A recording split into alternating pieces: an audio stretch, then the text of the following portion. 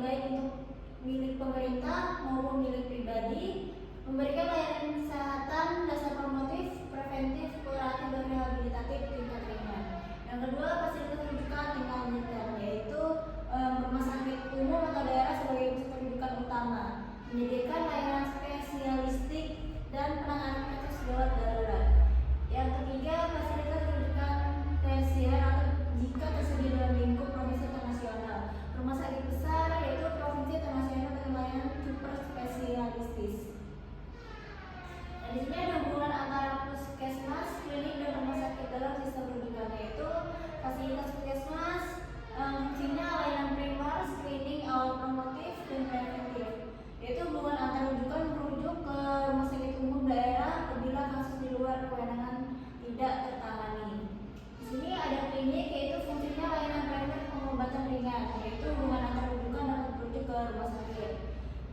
Yang selanjutnya rumah sakit umum atau daerah fungsinya layanan sekunder spesialistik, yang dimana hubungan antara rujukan IGD atau selama 24 jam rumah rujukan memberikan umpan balik ke fasilitas tingkat pertama.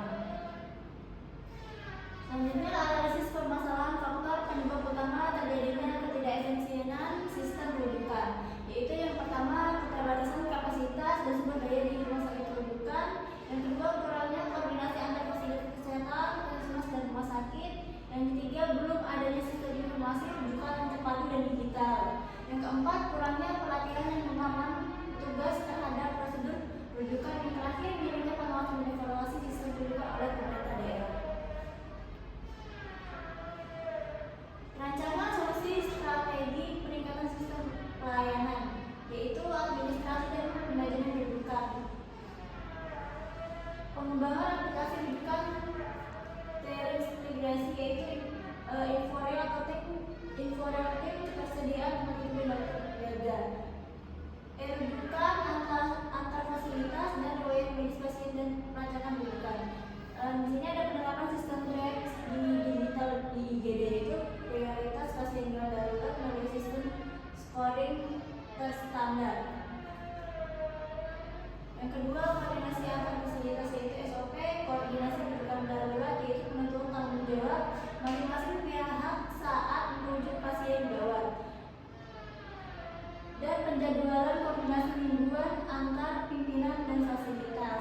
Yang di sini juga ada rujukan daerah atau TRD, tim lintas fasilitas untuk mengawasi dan menyelesaikan bottleneck rujukan.